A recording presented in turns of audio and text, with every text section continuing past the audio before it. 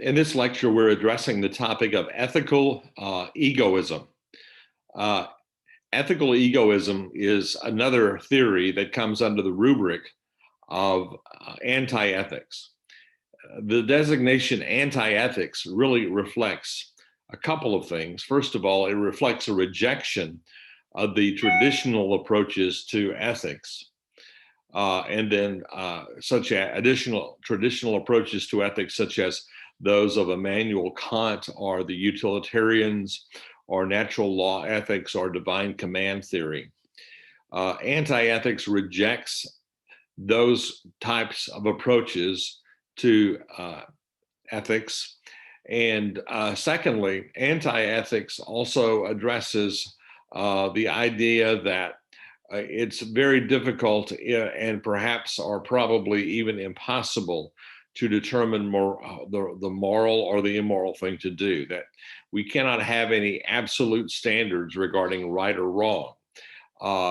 So anti-ethical theories may be highly subjective, basing ethical decision-making upon subjectivism, individual subjectivism, cultural subjectivism, or they may also just completely reject the notion that there is any universal or absolute standard of right and wrong. So with that in mind, we're going to turn now more specifically to the theory under consideration, and that is the theory of egoism. Now, as you will see in our lecture for today, egoism comes in two forms. There's, first of all, descriptive egoism, and then secondly, there is ethical egoism. And so it's important that you understand what descriptive egoism is and what ethical egoism is. So with that in mind, I'm going to turn to pull up the slide, share the screen.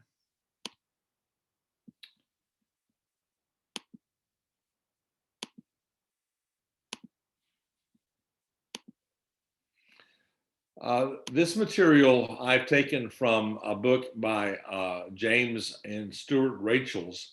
It's a great little book, and it is an excellent read in the sense that it's simple, it's not excessively complicated or verbose, it's highly pragmatic, and really does accomplish the task of explaining ethical theories in very basic language and verbiage and terminology.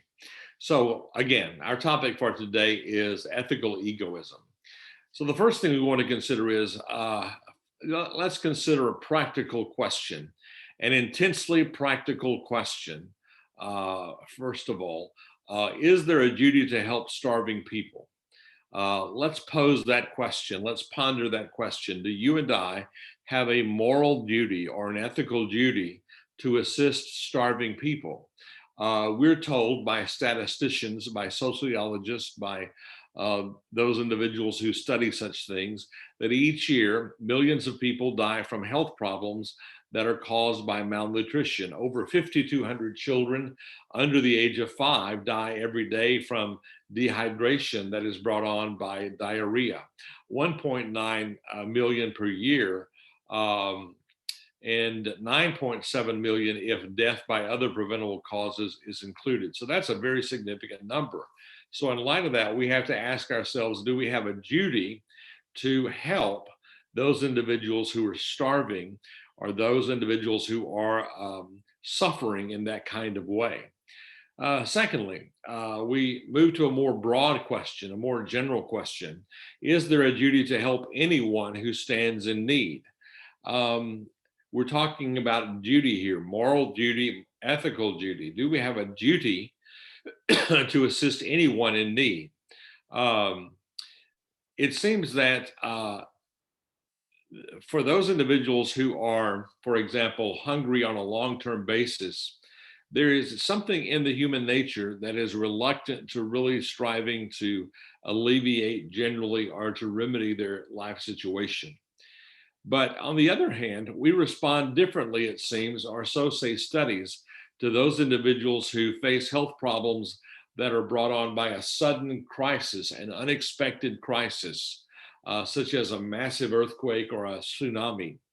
Um, there is a propensity, there's an inclination, and behind that, there seems to be a greater sense of duty to assisting those individuals who are the victim of a sudden existential crisis of some sort that might be life threatening, as opposed to assisting those individuals who are suffering on a more chronic basis. So, once again, we're confronted with the question, do we have a duty to help anyone? Then another question that's relevant is, what kind of duties do we have? Leaving aside the question of why we behave as we do, we ask the question of what is our duty?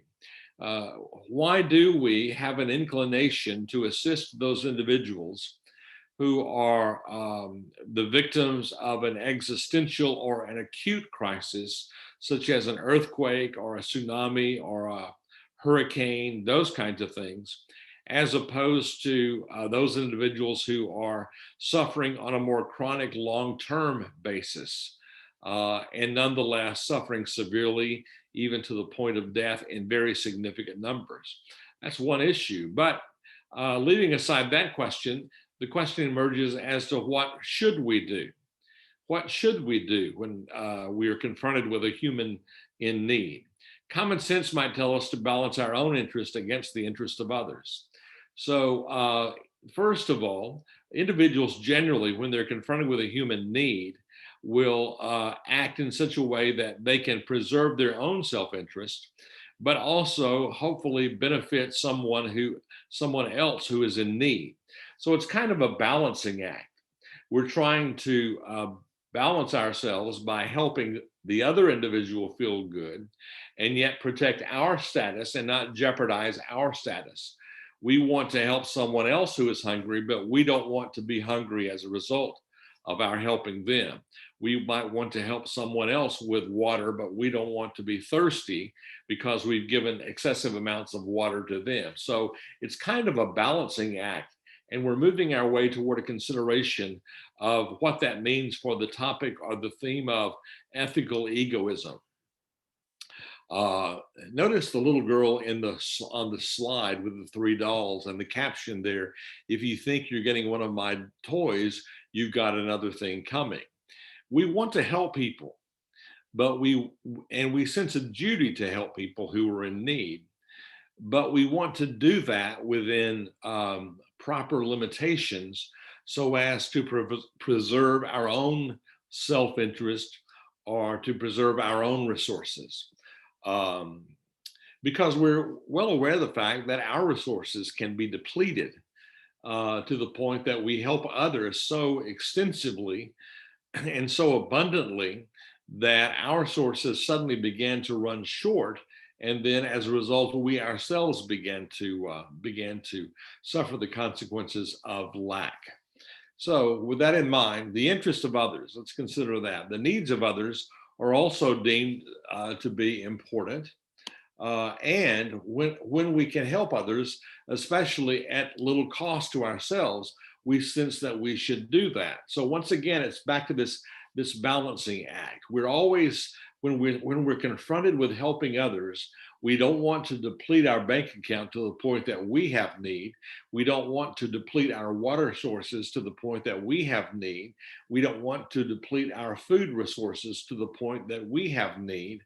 So we want to keep a balanced approach in helping others with regard to meeting their need.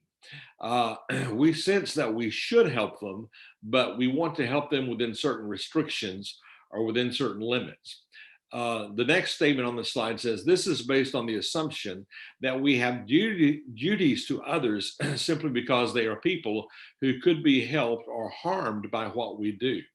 So we do sense that we have a duty to other individuals because we can help them by doing good things and we can harm them by neglecting to do helpful things. So that brings us to the topic of egoism, egoism as morality. Egoism is an interesting theory. It's not a peculiar theory, but it's somewhat of what I would call an indicting theory. It causes each of us to explore our motives for our willingness or lack of willingness to assist others.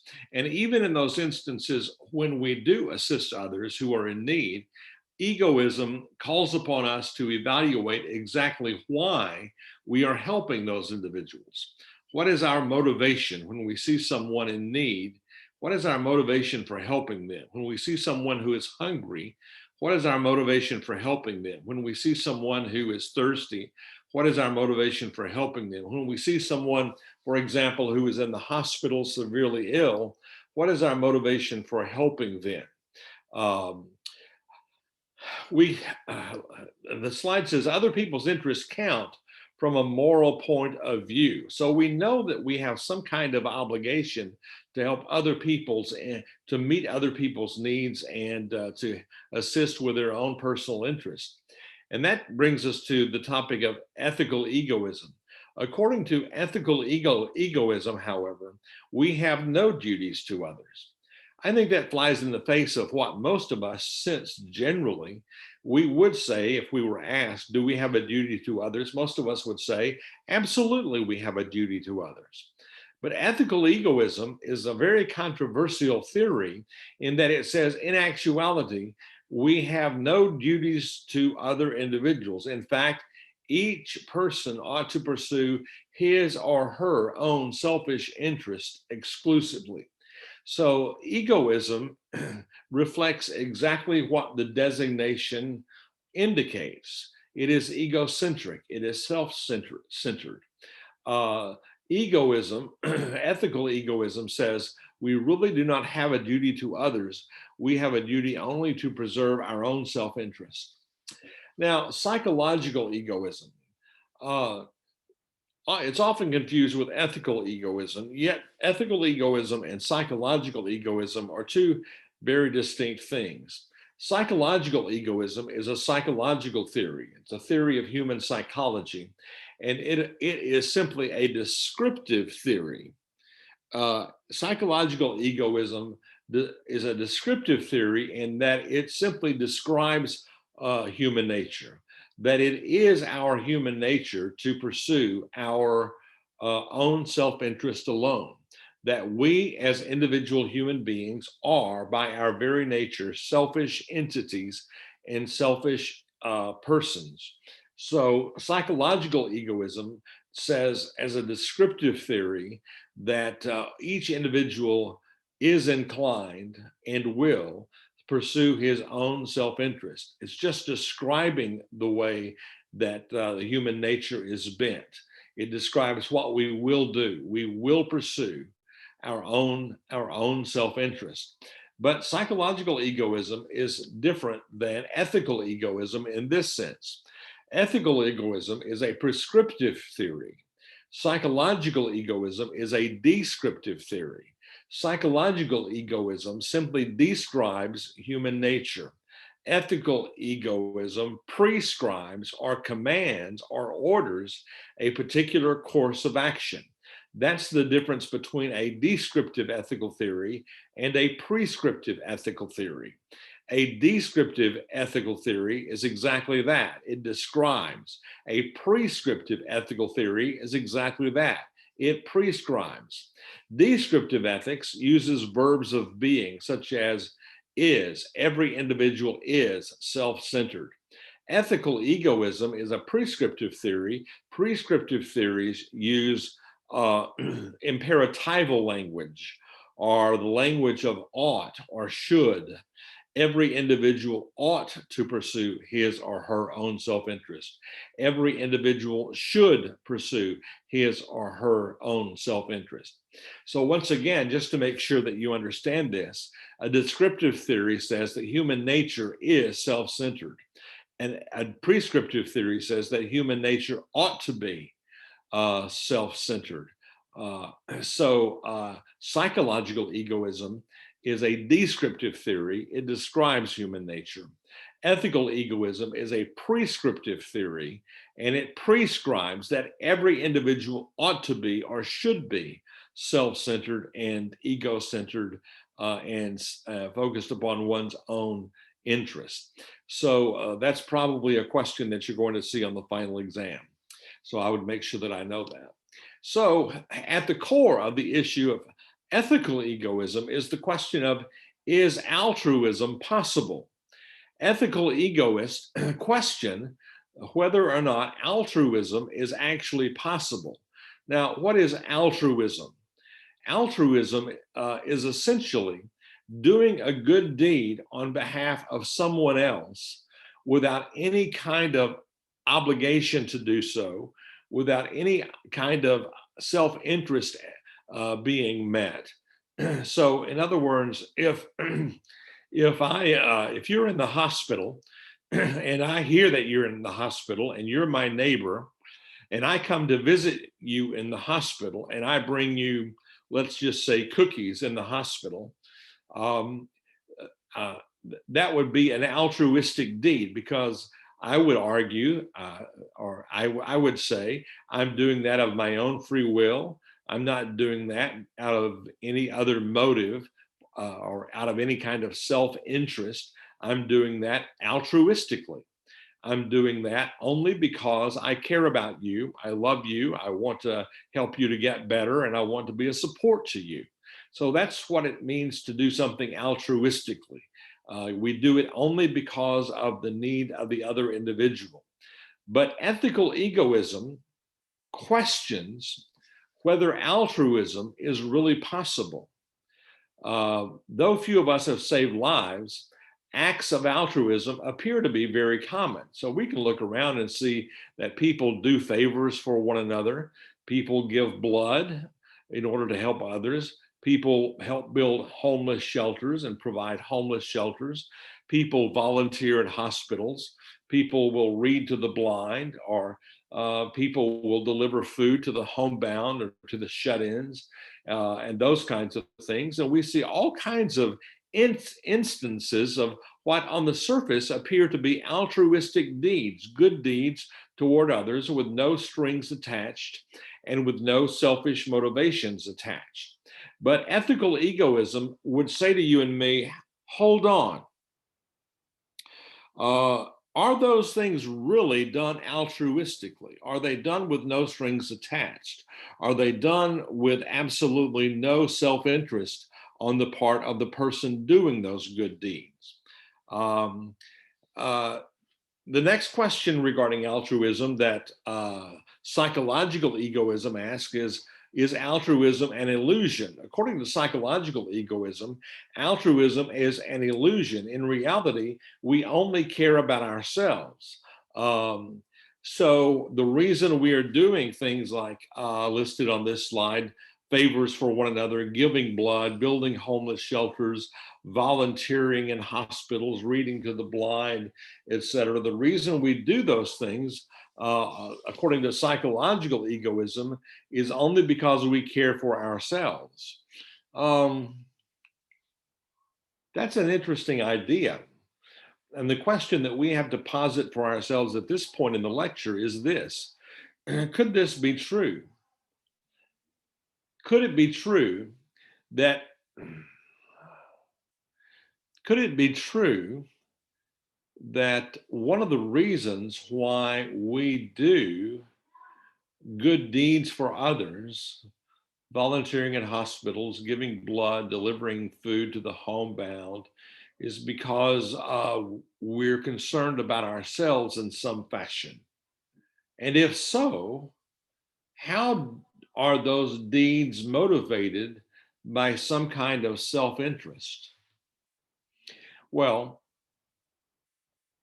the argument that we always do what we want to do arises. The actions of even the so-called altruist, so say the psychological egoist, are merely dictated by selfish desires to do what he or she wants to do. So the point being that according to psychological egoism, we do those good deeds only out of a selfish desire to do those things for no other reason. We're really not doing it because we care about the other individual, because we don't want them suffering, but we're doing it just because we're motivated by selfish desires to do what we really want to do, and for no other good reason.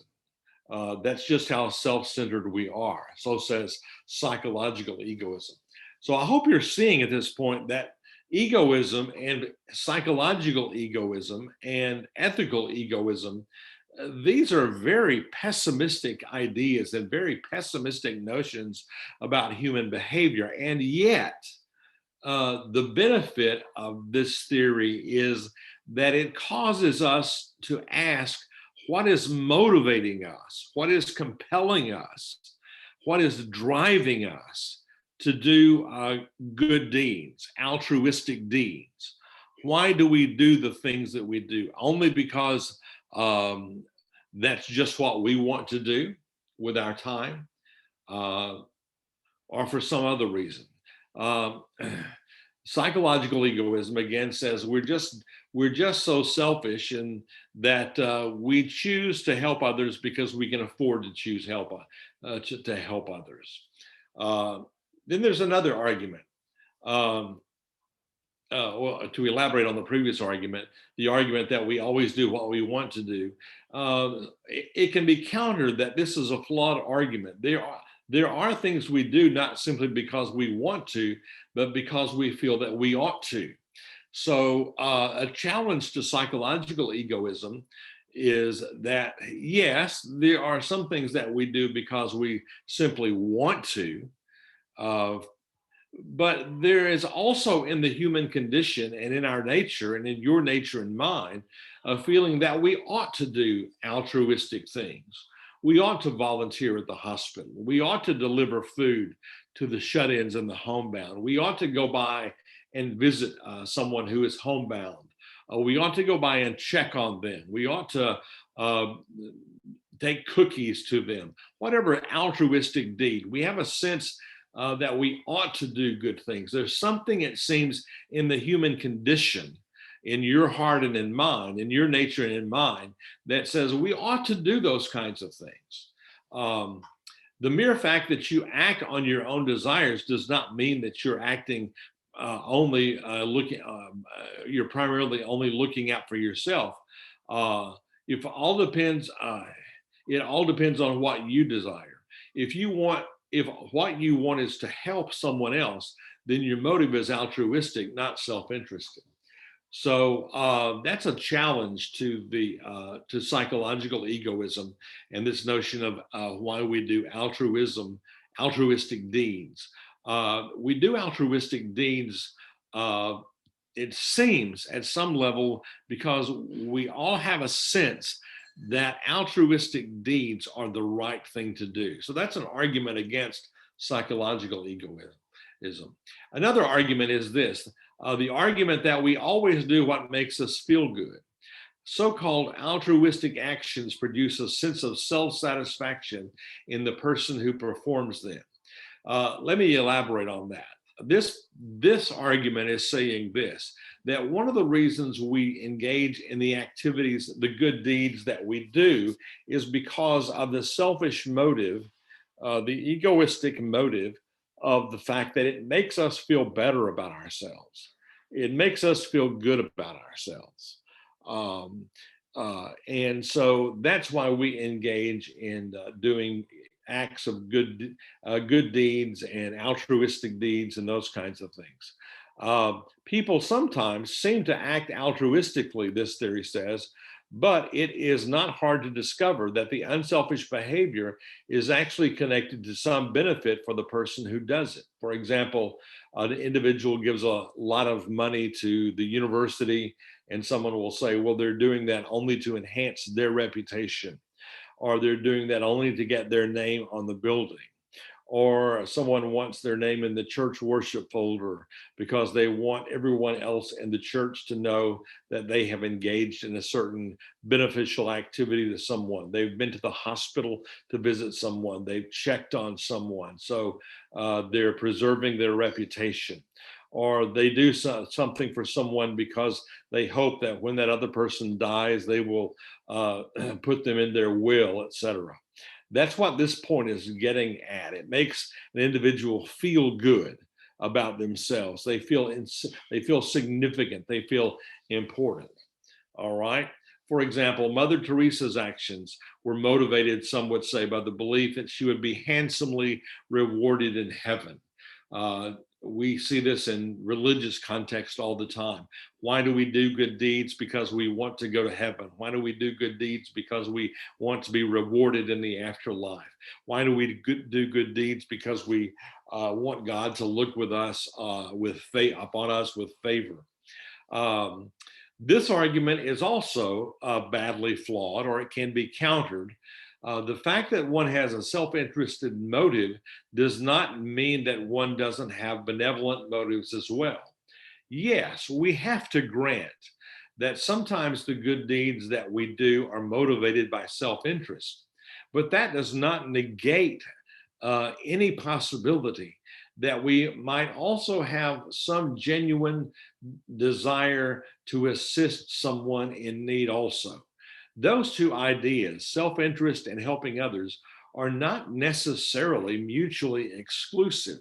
Both of those things can be held in tension in our lives. And if we looked at the good things we do, probably we do some good things because they make us feel good, but also because we genuinely want to help other individuals. So this argument can also is also badly flawed. The example I've given you there on the slide is, if I see a child drowning, my desire to help that child will usually be greater than my desire to avoid a guilty conscience. So, that illustration is getting at the idea that I may have a desire to avoid a guilty conscience when I reflect upon not helping someone. But I may also have a desire not just not to have a guilty conscience, but also to help the child and to save the child's life, and to prevent the parents from having to go through the grief that they experience with the loss of a child. So that argument is also flawed.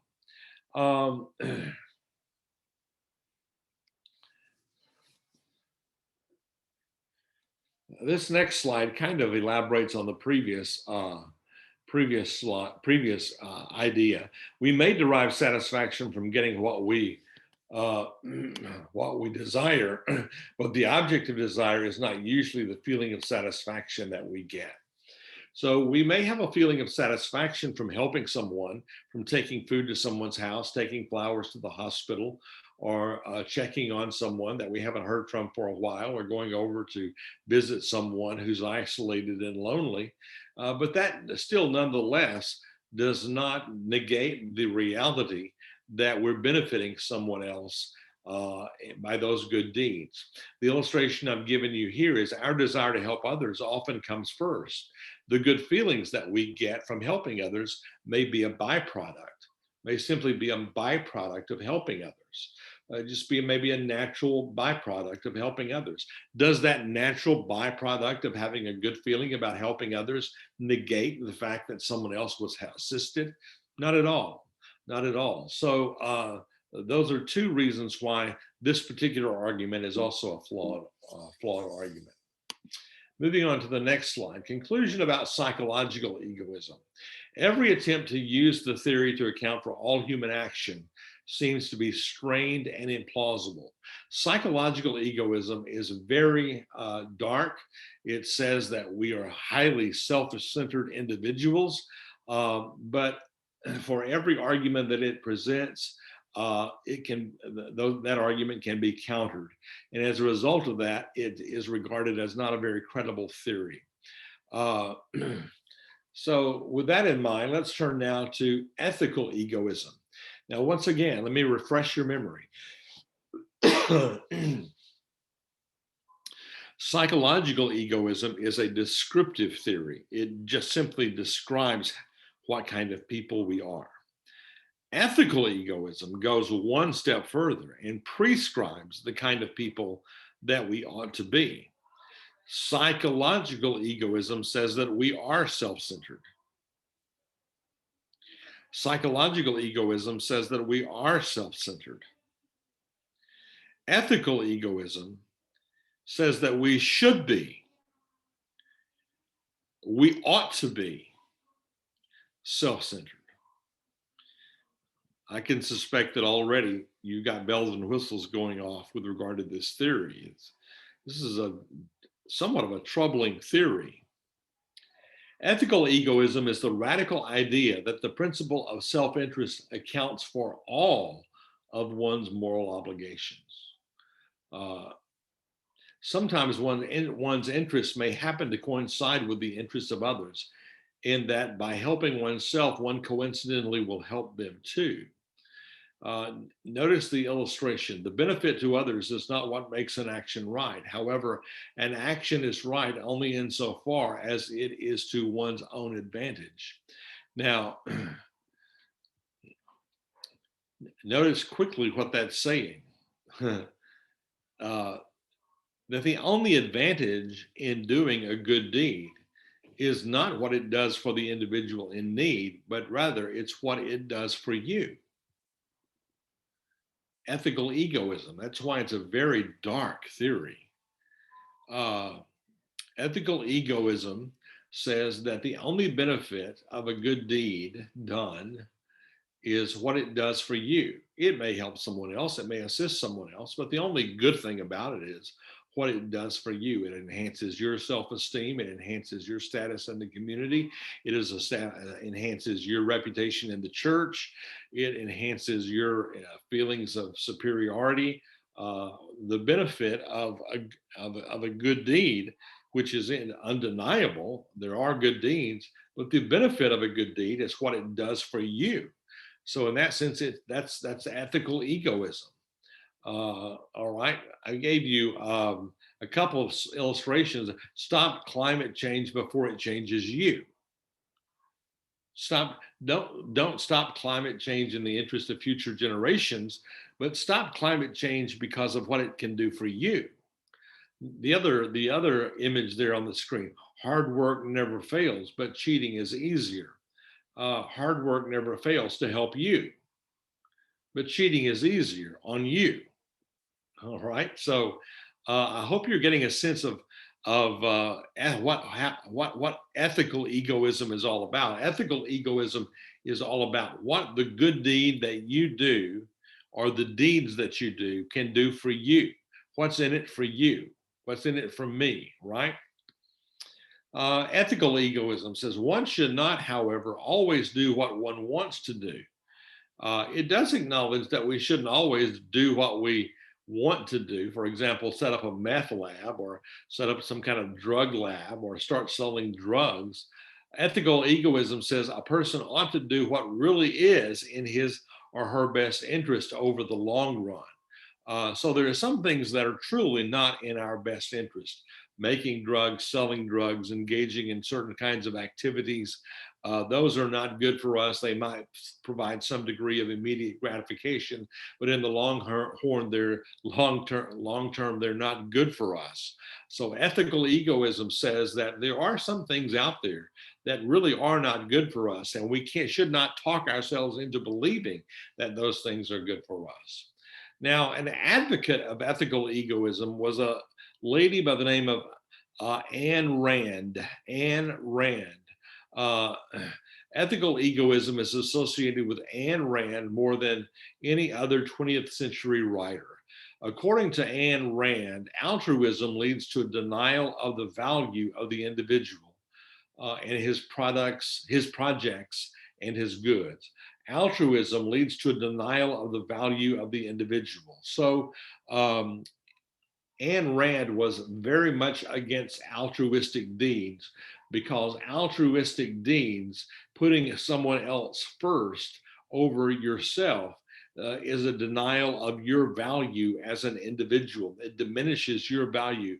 Ayn Rand says that you should essentially be concerned with one thing and one thing alone, and that is your own your own self-interests.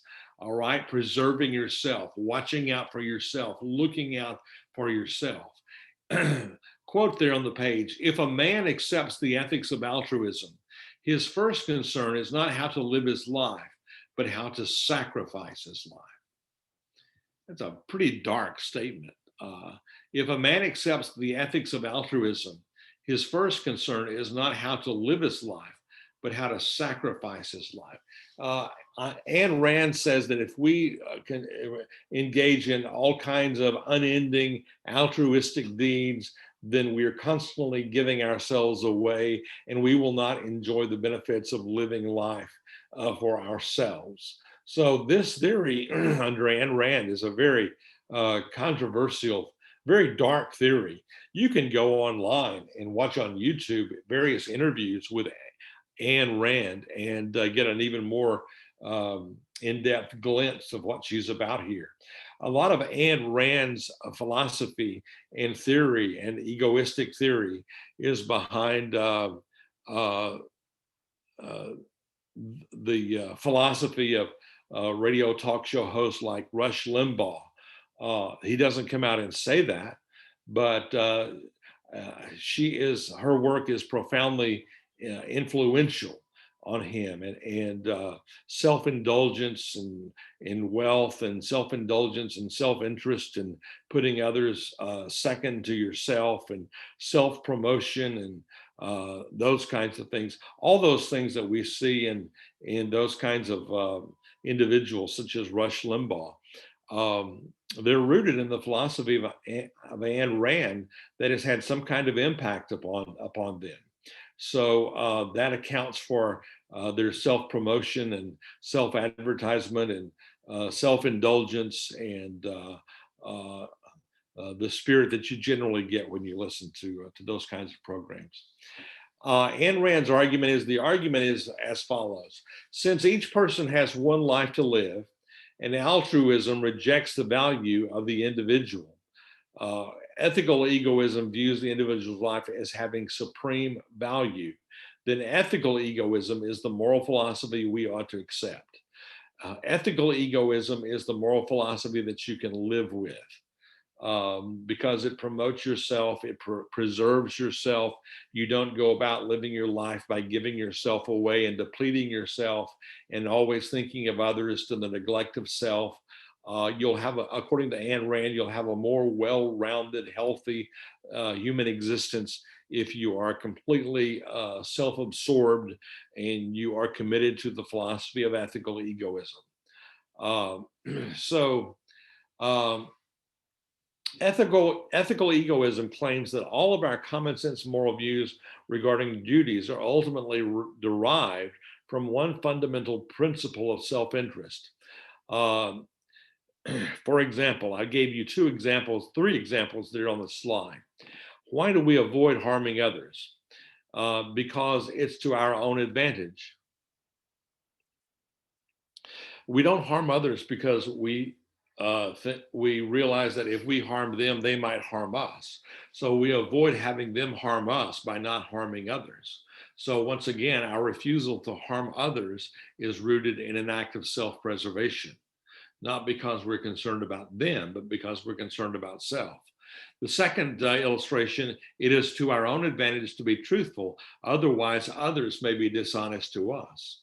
Why do we tell the truth? We tell the truth not because we want to be truthful with our neighbor or truthful with our employer or truthful with our employees, but because we want to be truthful to them because we want them to be truthful to us. Once again, it's our truth.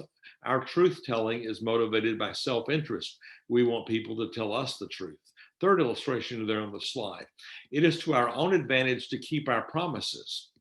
Why do we keep our promises? Not to benefit others, says Ayn Rand. We keep our promises because we want our others to keep their promises to us. We keep our promises to others because we want the others to keep their promises to us. So all three of those are illustrations of how even what appear to be the most noble of our actions and the most ethical of our deeds and the most altruistic of our actions really are not selfless or altruistic at all. They're motivated purely by self-interest. We treat other people right because we want others to treat us right. And so we want that to be reciprocated. So it's a very dark view of human nature. Now, understand that Ayn Rand is not saying this is consciously occurring in our lives. But this is something that's happening on a subconscious level. We may truly think on a conscious level that that we're doing this for the good of someone else, but on a subconscious level, uh, Ayn Rand says we're doing these good things on a subconscious level out of nothing more than self-preservation and self-interest. So we might not be aware of it. She would say we probably are not aware of it. She would say. Um, all right. So well, that brings us to another individual by the name of Thomas Hobbes. Thomas Hobbes, we talked about him under the theory of utilitarianism. Thomas Hobbes used this same line of reasoning that we see in ethical egoism and Ayn Rand. He formulated a negative version of the golden rule, oddly enough. The golden rule in the New Testament says, do unto others as you would have others do unto you. Well, in some sense, that's really possibly reflective of ethical egoism. We do well good unto others because we want others to do good unto us. If you think about that, that's something to ponder. But Hobbes formulated a negative version of the golden rule. Do not that to another which thou wouldst not have done to thyself. That's an interesting alteration of the of the of the golden rule. So in light of that, excuse me, in light of that, does the common sense argument succeed? There are two serious problems with this. It shows only that it's mostly to one's advantage to avoid harming others. It shows only that it's mostly to one's advantage to avoid harming to others. Still, it does benefit the other not to harm them. And number two, if you could profit by exploiting, harming, or killing others, ethical egoism cannot explain why you should do otherwise. So if you could profit by exploiting, harming, or killing others, ethical egoism cannot explain why you should do otherwise. So that's an interesting twist as well. So those are counters to the issue of ethical egoism. So really, you have a concept or a grasp of ethical egoism now, and you should understand the following as you reflect upon and as you make notes upon ethical egoism. First of all, the theory of egoism is a part of anti-ethics. It rejects the notion that we are ethical human beings. Number two, there are two kinds of egoism.